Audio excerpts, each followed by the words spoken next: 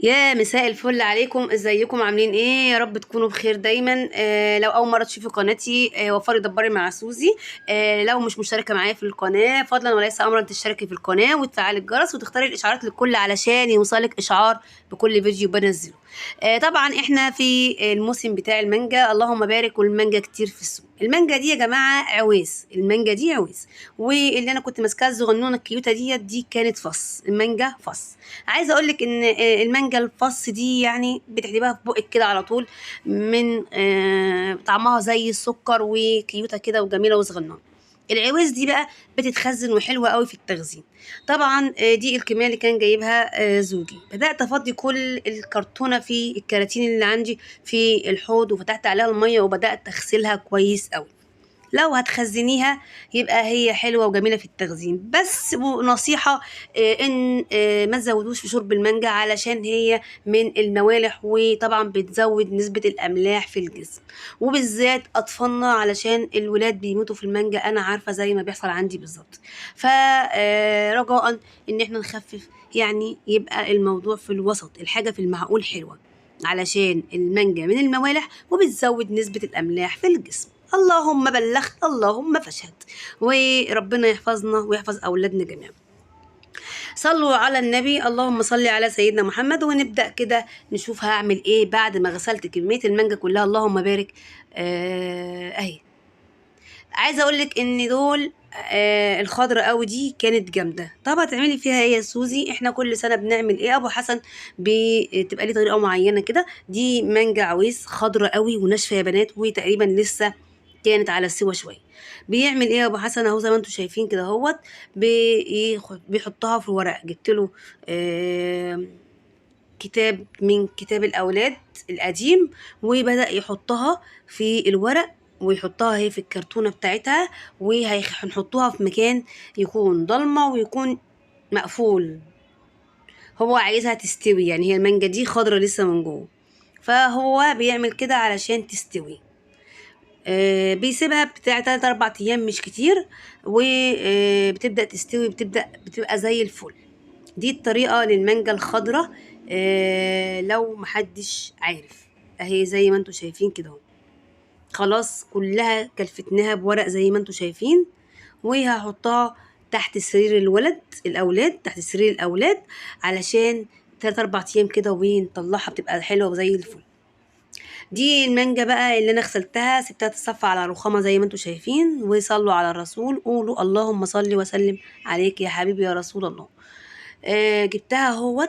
بص بوريكي ان طريه، يعني فيها طريه قوي، وكان فيها الناشفه قوي. الناشفه عرفت اقول لكم ان ازاي نتعامل معاه، وهتبقى زي الفل. جبتها هنا اهوت قدامي علشان ابدا واقول بسم الله. ومعايا الصينيه دهيت، وبدات اقطع المانجا.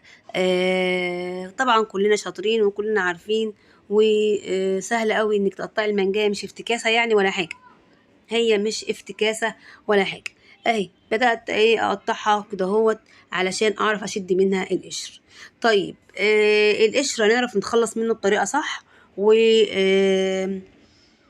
ومفيدة، وهتوفري برضو منها، مش هترمي اي حاجة. بدأت اقشرها زي ما انتوا شايفين كده اهو. اللهم صل على سيدنا محمد، اللهم صل على سيدنا محمد. اهي سهلة. المانجا منها العويس، منها الكيتي، منها الزبدة، منها الفص. وفي كتير كتير قوي من المانجا، يعني أسماء. وبدأت بقى زي ما انتوا شايفين كده اهوت، بعد ما قشرتها بدأت أقطعها اهو زي ما انتوا شايفين كده اهو.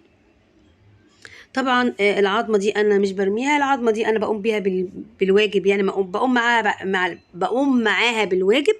بس طبعا مش هيبقى قدامكم علشان بتبقى الدنيا هايلايت على الاخر يعني.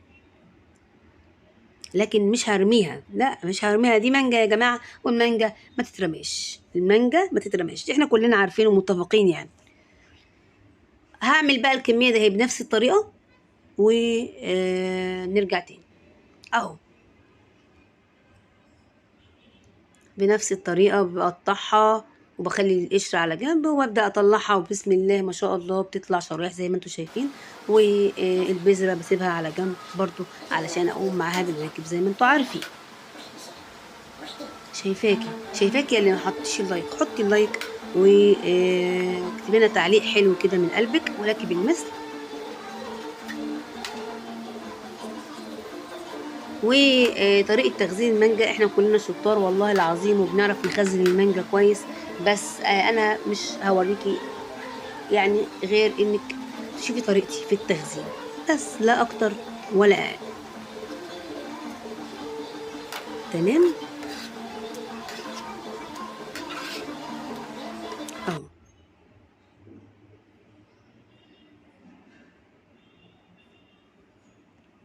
القشر بقى بعمل ايه فيه بنات؟ انا بجيبه اهوت وبيطلع معايا بكل سهوله اهو، مفيهوش اي حاجه خالص اهو.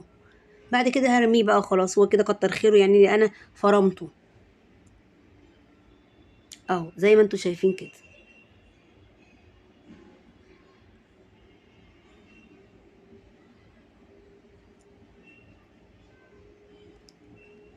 كده مش هتهدر معاكي، كده هتستفيدي بالقشر وهتستفيدي بالمانجا وهتستفيدي بالعظمه، انك هتقومي معاها بالواجب زي ما انا بعمل ورا الكواليس اهو. بصي نحتها مفيهاش اي حاجه خالص، يعني اللي هتقولي ايه القشر فيه مش عارفه ايه ولا مفيهوش ايه، لا مفيهوش اي حاجه خالص. وده كل اللي طالع من اللي قدامك، ده كل اللي طالع من القشر. ببدأ بقى اخزنها ازاي؟ بجيب اكياس، ده بالنسبة يعني انا ايه اللي انا عملته دوت يا بنات عشان بس تكون عندكم الصورة واضحة وبكل مصداقية. انا عملته علشان هاكل منه هشرب منه الايام اللي جاية. يعني مثلا انا عملت عصير مثلا لمدة شهر، هطلع مثلا كل كام يوم كده ايه كيس ويكون جاهز. عندي مثلا ولادي بياخدوا دروس في البيت، عندي بيجيلهم المستر بتجيلهم الميس، اي ضيف يجي او حتى واحنا قاعدين وعايزين نشرب كوبايتين عصير، وبيكون اللي انا عاملاه ده جاهز يعني. بحطه في الخلاط واحط عليه السكر بتاعه واضربه فرمه واحده بس، وبيبقى زي الفل. ده بالنسبه للتخزين السريع اللي هو لمده ايام او شهر بالكتير.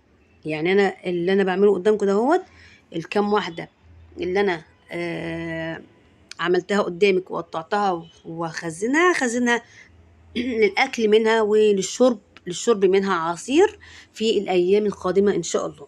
لكن مش دي اللي أنا بخزنها بتقعد عندي بالسنة. اللي أنا بخزنها وبتقعد عندي بالسنة هوريكي أنا إزاي بخزنها.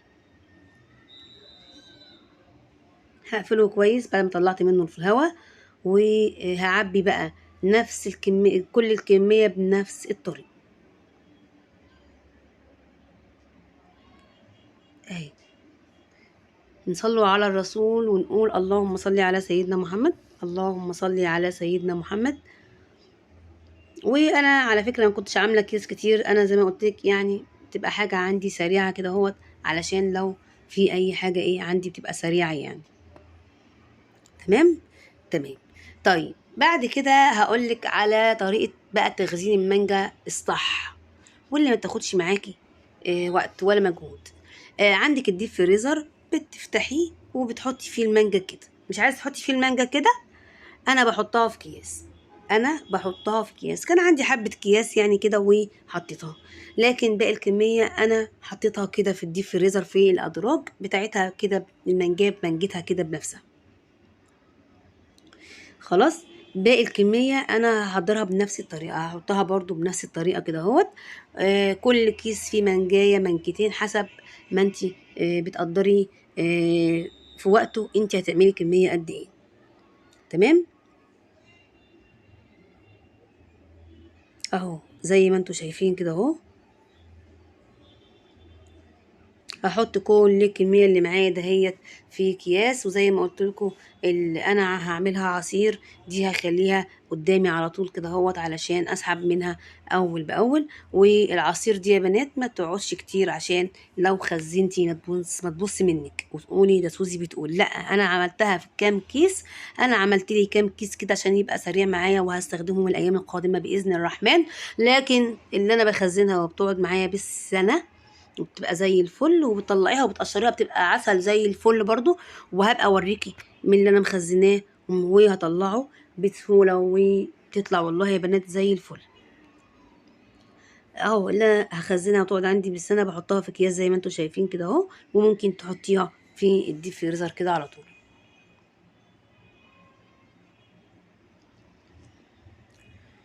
نصلوا على الرسول ونقول اللهم صل على سيدنا محمد. اللهم صل على سيدنا محمد.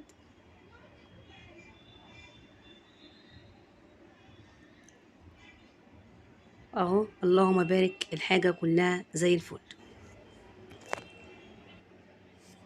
تمام اهي كلها بسم الله ما شاء الله اللهم بارك، لا حول ولا قوه الا بالله. حطيتها كلها في الكياس، وديت اللي انا قطعتها قدامكم وقطعتها معاكم علشان استخدمها باذن الرحمن في الايام الجايه. وجيت عند الديب فريزر اهوت يا بنات، وبدات احط المانجا زي ما انتم شايفين.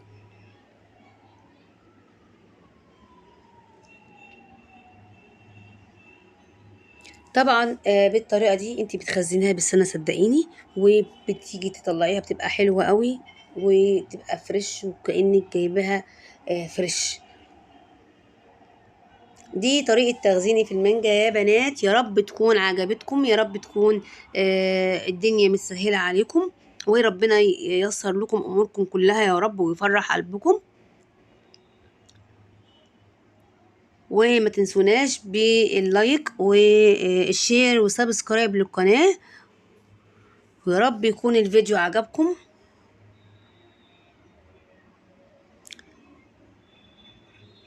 ودي طريقة تخزين المانجا اللي بتقعد معايا بالسنة، طريقة ناجحة ومضمونة على ضمانتي وبيني وبينكم ربنا.